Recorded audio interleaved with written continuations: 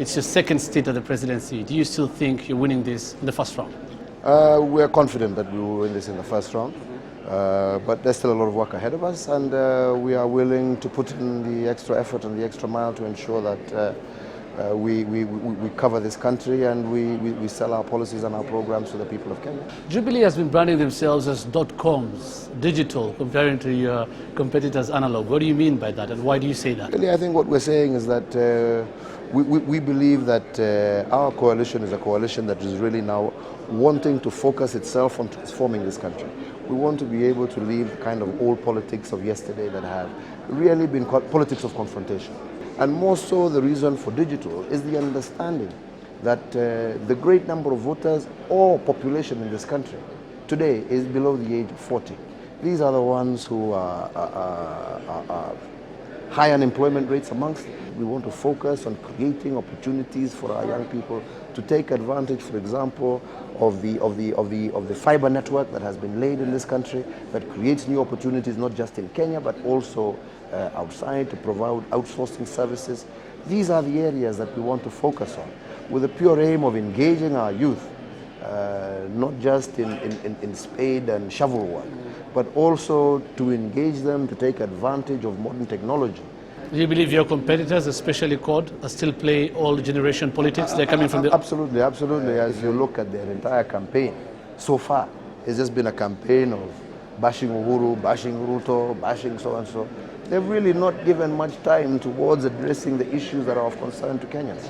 And that's why I'm saying this country, especially now in our 50th year, especially now as we're addressing ourselves as a Jubilee nation, a time for renewal, revival, I think it's time to really look into the future and to understand that bashing Uhuru does not solve the problems of Kenya. What you need are clear-cut programs that will transform this country. Let's go to that bashing of Uhuru. They question your reform credentials, especially on land. Specifically land, they've been very vocal about that you own very large tracts of land, comparing it to a province. Are you going really to implement any reforms on land? You see, this is where again I say that our people really are not able to, or our opponents aren't really even able to articulate their issues. An issue, for example, on land, which we shall expand a lot more on when we get to our manifesto on Sunday.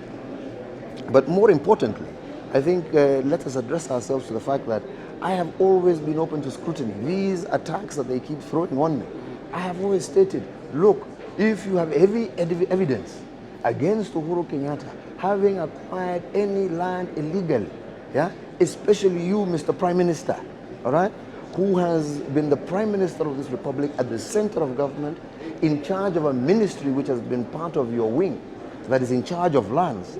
You have all the records available to you.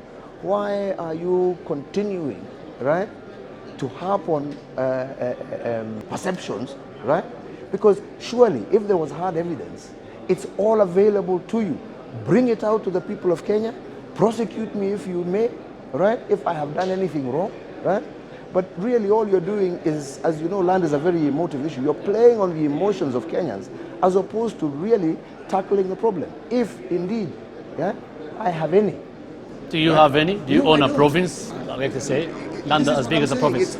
These are perceptions that have been created by the same leaders over a period of time. And that is why I am constantly challenging them and telling them, listen, right?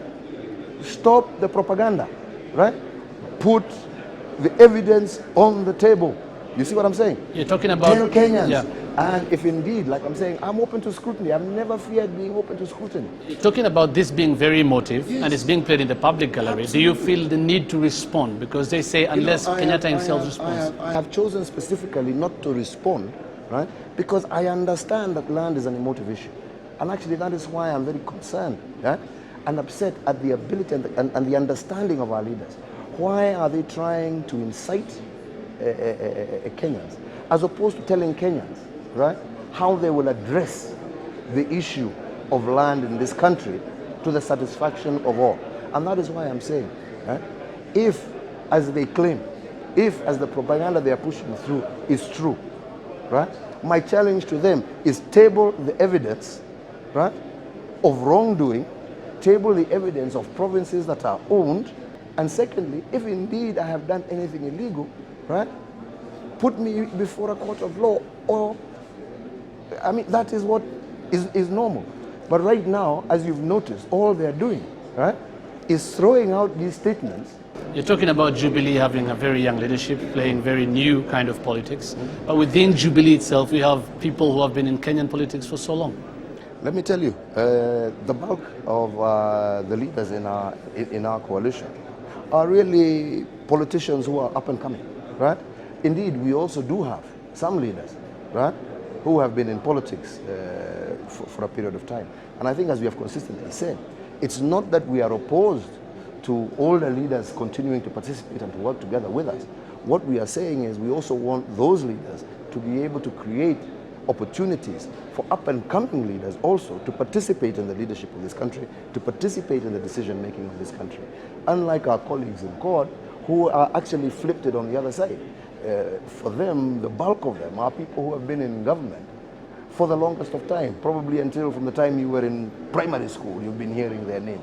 But if you look at us, we really have a very serious upcoming crop of young leaders who we want to give opportunities to participate in the leadership, in decision-making in this country. Musalia Mudavadi was supposed to be with you today, probably in the Jubilee Alliance. In hindsight, do you think you would have handled it differently? I think when all is said and done, I think maybe if we had more time to develop better understandings, to bring people on board, to get people to understand where we were coming from, it might have been different. And I think what this tells us is that we've got to understand that politics is not about an event or an individual decision. It is a collective decision, and it's really ultimately about us agreeing to involve our people in the decisions, you know, that we make. And maybe if we had more time and involved more people and developed, you know, a greater working, things might have been different. I don't know.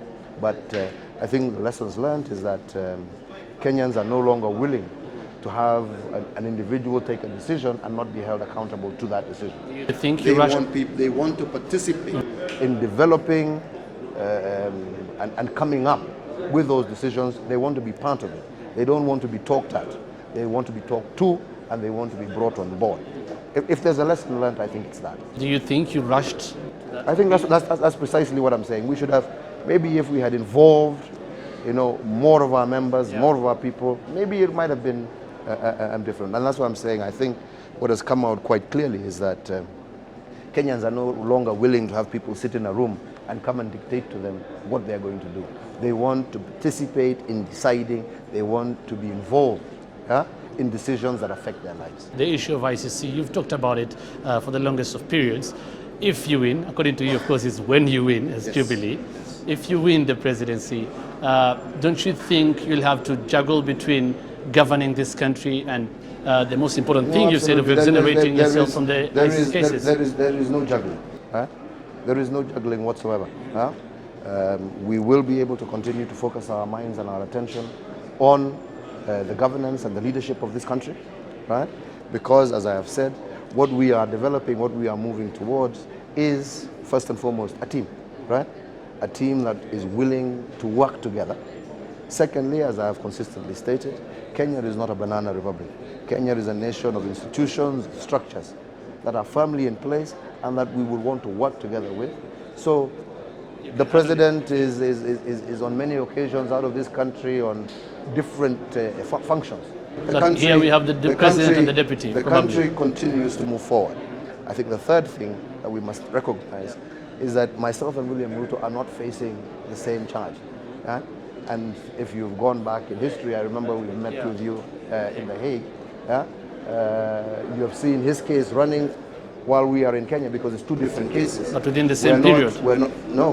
It's really never been in the same period. It's never been. His confirmation, if you recall, he had left The Hague by the time we were arriving. He was already back in Kenya. Yes. So you can manage it very well. Thank you very much. Best of luck. Thank you so much. God bless you. Okay, you too.